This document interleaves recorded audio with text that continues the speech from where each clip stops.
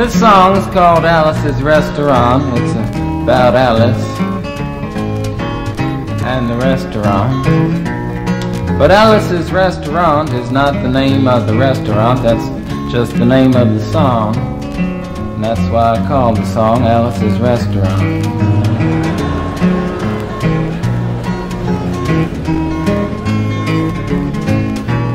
You can get anything you want at Alice's Restaurant. You can get anything you want at Alice's Restaurant. Walk right in, it's around the back, just a half a mile from the railroad track. And you can get anything you want at Alice's Restaurant. Now it all started 2 Thanksgivings ago. It was on 2 years ago on Thanksgiving when my friend and I went up to visit Alice at the restaurant. But Alice doesn't live in the restaurant. She lives in the church nearby the restaurant in the bell tower with her husband Ray and Foch's a dog. And living in the bell tower like that, they got a lot of room downstairs where the pews used to be. And having all that room, seeing as how they took out all the pews, they decided that they didn't have to take out their garbage for a long time. We got up there, we found all the garbage in there, and we decided it'd be a friendly gesture for us to take the garbage down to the city dump. So we took the half a ton of garbage, put it in the back of a red VW microbus, took shovels and rakes and implements of destruction, and headed on toward the city dump. Well, we got there, and there's a big sign and a chain across the dump saying closed on Thanksgiving, and we had never heard of a dump closed on Thanksgiving before, and with tears in our eyes we drove off into the sunset looking for another place to put the garbage. We didn't find one till we came to a side road, and off the side of the side road was another 15-foot cliff, and at the bottom of the cliff was another pile of garbage. And we decided that one big pile is better than 2 little piles, and rather than bring that one up, we decided to throw ours down. That's what we did. Drove back to the church, had a Thanksgiving dinner that couldn't be beat, went to sleep and didn't get up until the next morning when we got a phone call from Officer Obie. He said, "Kid, we found your name on an envelope at the bottom of a half a ton of garbage, and just wanted to know if you had any information about it." And I said, "Yes, sir, Officer Obie, cannot tell a lie. I put that envelope under that garbage." After speaking to Obie for about 45 minutes on the telephone, we finally arrived at the truth of the matter and said that we had to go down and pick up the garbage, and also had to go down and speak to him at the police officer station. So we got in the red VW microbus with the shovels and rakes and implements of destruction, headed on toward the police officer station. Now, friends, there was only 1 or 2 things that Obie could have done at the police station, and the first was that he could have given us a medal for being so brave and honest on the telephone, which wasn't very likely and we didn't expect it. Another thing was that he could have bawled us out and told us never to be seen driving garbage around the vicinity again, which is what we expected. But when we got to the police officer station, there was a third possibility that we hadn't even counted upon, and we was both immediately arrested, handcuffed. And I said, "Obie, I don't think I can pick up the garbage with these handcuffs on." He said, "Shut up, kid. Get in the back of the patrol car," and that's what we did. Sat in the back of the patrol car and drove to the, quote, "scene of the crime," unquote. I want to tell you about the town of Stockbridge, Massachusetts, where this happened. Here they got 3 stop signs, 2 police officers and 1 police car. But when we got to the scene of the crime, there was 5 police officers and 3 police cars, being the biggest crime of the last 50 years, and everybody wanted to get in the newspaper story about it. And they was using up all kinds of cop equipment that they had hanging around the police officer station. They was taking plaster, tire track, footprints, dog-smelling prints, and they took 27 8x10 color glossy photographs with circles and arrows and a paragraph on the back of each one explaining what each one was to be used as evidence against us. took pictures of the approach, the getaway, the northwest corner, the southwest corner, and that's not to mention the aerial photography. After the ordeal, we went back to the jail. Obie said he was going to put us in the cell. Said, "Kid, I'm going to put you in the cell. I want your wallet and your belt." And I said, "Obie, I can understand you want my wallet so I don't have any money to spend in the cell, but what do you want my belt for?" And it said, "Kid, we don't want any hangings." I said, "Obie, did you think I was going to hang myself for littering?"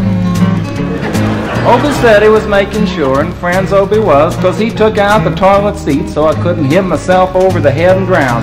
And he took out the toilet paper so I couldn't bend the bars, roll the toilet paper out the window, slide down the roll, and have an escape. Obie was making sure, and it was about 4 or 5 hours later that Alice, remember Alice? It's a song about Alice. Alice came by and with a few nasty words to Obie on the side, bailed us out of jail. We went back to the church, had another Thanksgiving dinner that couldn't be beat, and didn't get up until the next morning when we all had to go to court. We walked in, sat down. Obie came in with a 27 8x10 colored glossy pictures with the circles and arrows and a paragraph on the back each one. Sat down. Man came in, said, "All rise." We all stood up, and Obie stood up with the 27 8x10 colored glossy pictures, and the judge walked in, sat down with the seeing-eyed dog, and he sat down. We sat down. Obie looked at the seeing-eyed dog. Then the 27 8x10 colored glossy pictures with the circles and arrows and a paragraph on the back of each one, and looked at the seeing-eyed dog. And then the 27 8x10 colored glossy pictures with the circles and arrows and a paragraph on the back of each one, and began to cry, because Obie came to the realization that it was a typical case of American blind justice, and there wasn't nothing he could do about it. And the judge wasn't going to look at the 27 8x10 colored glossy pictures with the circles and arrows and a paragraph on the back of each one explaining what each one was to be used as evidence against us. And we was fined $50 and had to pick up the garbage in the snow, but that's not what I came to tell you about. I came to talk about the draft. We got a building down New York City. It's called Whitehall Street, where you walk in and you get injected, inspected, detected, infected, neglected, and selected. I went down and got my physical examination one day, and I walked in, I sat down, got good and drunk the night before, so I looked and felt my best when I went in that morning. Because I wanted to look like the all-American kid from New York City. I mean, I wanted to feel like I wanted to be the all-American kid from New York, and I walked in, sat down, I was hung down, brung down, hung up, and all kinds of mean, nasty, ugly things. And I walked in, I sat down, they gave me a piece of paper, said, "Kid, see the psychiatrist, room 604. And I went up there, I said, "Shrink, I want to kill." And I want to kill. I want to see blood and gore and guts and veins in my teeth. Eat dead, burnt bodies. I mean, kill. And I started jumping up and down, yelling, "Kill!" And they started jumping up and down with me, and we was both jumping up and down, yelling, "Kill!" And the sergeant came over, pinned the middle on me, set me down the hall, said, "You're our boy." Didn't feel too good about it. Proceeded on down the hall, getting more injections, inspections, detections, neglections, and all kinds of stuff that they was doing to me at the thing there. And I was there for 2 hours, 3 hours, 4 hours. I was there for a long time, going through all kinds of mean, nasty, ugly things, and I was just having a tough time there. And they was inspecting, injecting every single part of me, and they wasn't leaving no part untouched. Proceeded through, and when I finally came to see the very last man, I walked in, sat down after a whole big thing there, and I walked up and said, "What do you want?" He said, "Kid, we only got one question. Have you ever been arrested? I proceeded to tell him the story of Alice's restaurant, Massacree, with full orchestration and 5-part harmony and stuff like that, and then all the phenomena stopped me right there and said, "Kid, did you ever go to court?"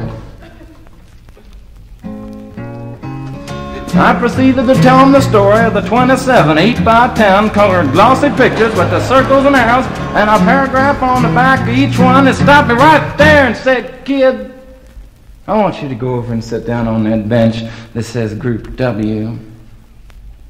Now, kid."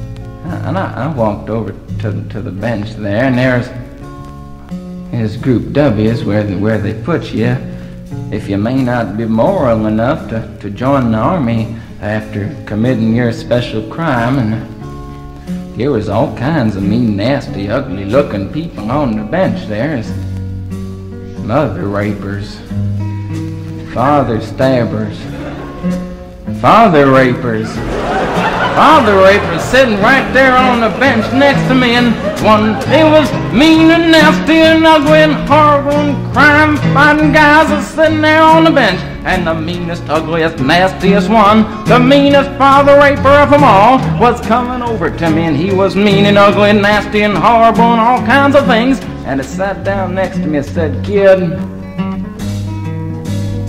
what'd you get?" I said, "I didn't get nothing. I had to pay $50 and pick up the garbage." He said, "What were you arrested for, kid?" And I said, "Littering."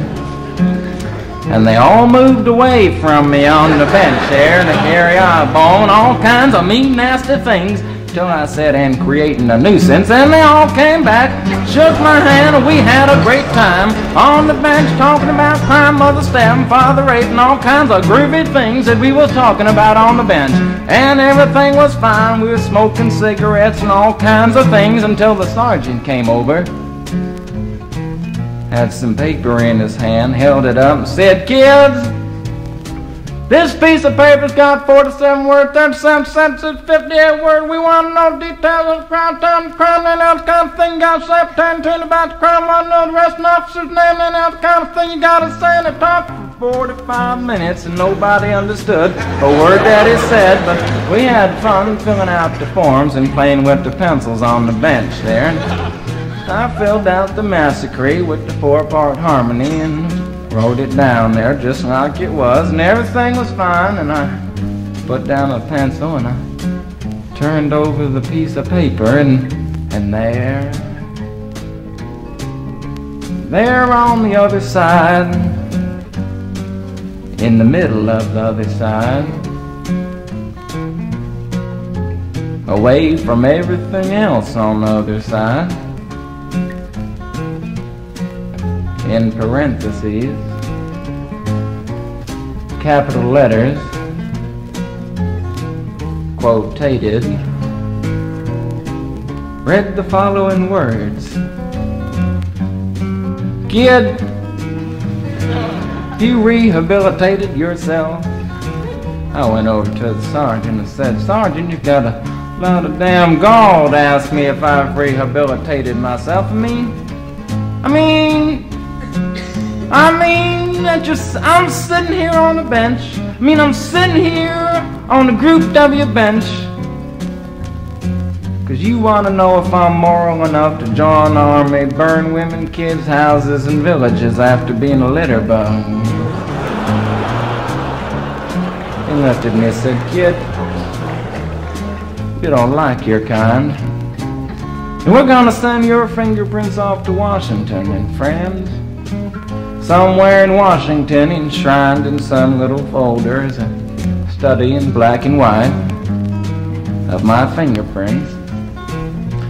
And the only reason I'm singing you the song now is because you may know somebody in a similar situation. Or you may be in a similar situation, and if you're in a situation like that, there's only one thing you can do. Is walk into the shrink wherever you are. Just walk in and say, 'Shrink, You can get anything you want at Alice's restaurant and walk out. You know, if one person, just one person does it, they may think he's really sick and they won't take him. And if two people do it in harmony, they think they're both faggots and they won't take either of them. And if 3 people do it, can you imagine 3 people walking in, singing a bar, Alice's restaurant, and walking out? They may think it's an organization. And can you imagine 50 people a day? I said 50 people a day walking in, singing a bar, Alice's restaurant, and walking out. And friends, they may think it's a movement. And that's what it is. The Alice's Restaurant Anti-Massacree movement. And all you gotta do to join is to sing it the next time it comes around on the guitar with feeling. So we'll wait till it comes around on the guitar here. Sing it when it does.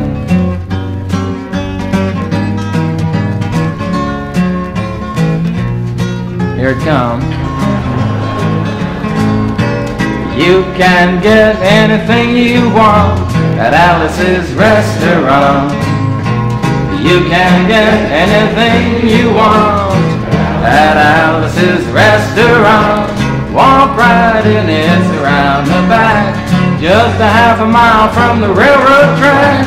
And you can get anything you want at Alice's restaurant.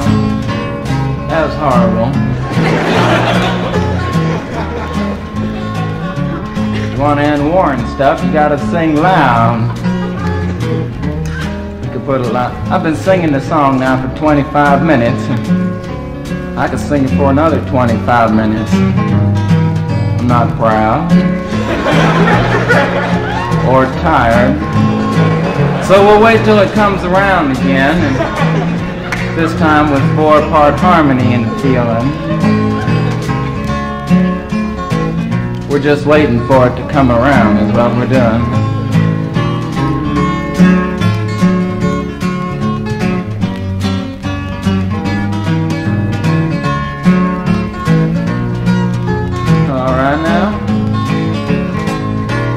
You can get anything you want at Alice's restaurant. Accepting Alice. You can get anything you want at Alice's restaurant. So walk right in, it's around the back, just a half a mile from the railroad track. And you can get anything you want at Alice's restaurant. Da-da-da-da-da-da-da. At Alice's restaurant.